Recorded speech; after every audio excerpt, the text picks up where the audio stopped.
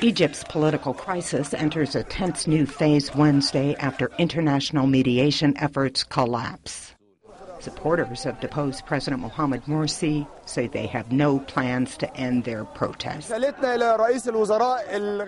Our message to the Prime Minister, who has no legitimacy, is that we, the Egyptian people, will stay in all the public squares in Egypt until the elected President Mohamed Morsi returns.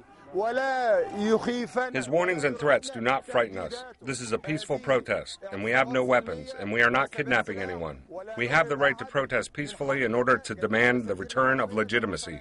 Acting President Adli Mansour took to the airwaves. My fellow citizens, there are some who believe they can stop your historical movement, stop the wheel of time, or believe they are able to challenge your will for a promising and deserving future. This will not happen. Many Egyptians are preparing for Eid, which marks the end of the Islamic fasting month of Ramadan. It's an inauspicious time for any act of violence, but both sides are calling on their supporters to take to the streets Thursday.